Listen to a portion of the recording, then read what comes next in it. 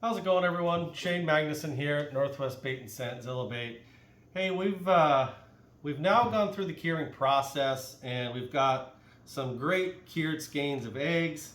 These ones are done in our mag blend, our fire red. We got a bag over here that's done in our red raz, and they have turned out great. I've dabbed a little bit of a juice off them on the paper towel, but these things are ready to fish, or they're ready to be frozen. Now, I am going to go through the freezing process. What I like to do with these eggs is I like to wrap them in cellophane.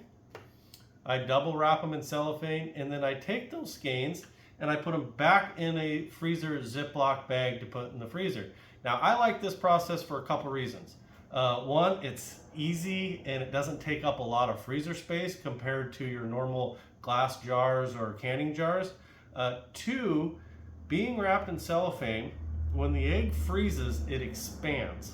And when it expands, the cellophane and plastic will expand with it, and that way it doesn't pop the egg or harm the egg. A lot of times when you put them in a glass jar or a hard container and they freeze and expand, the container doesn't expand with it, and it will pop your eggs, which will leave a lot of juice and a lot of popped eggs when you go to thaw them out for fishing. So I'm a wrap and cellophane type guy, and we're going to show you how we do this. So we just take our plastic wrap here, like so.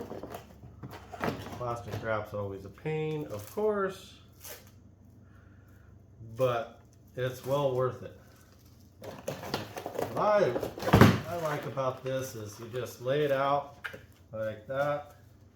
You're going to take your skein that you got all done, and you're going to lay it on that plastic wrap. I fold one end up so that the end's covered, cut it, and I fold the other end so that end's covered, and then I wrap it just like a burrito. And then I'm going to do one more layer on that. I pull this out again, lay it on there, make sure I cut this, and wrap that burrito nice up and tight. So now that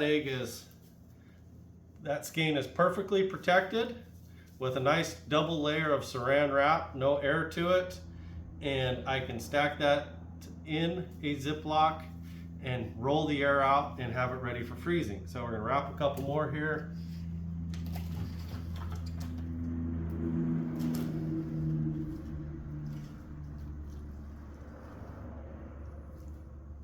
Wrap the end, wrap the other end, roll it up,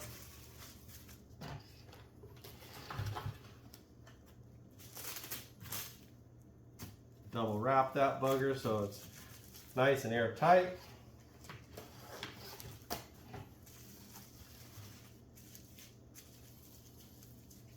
There's two, and one more here.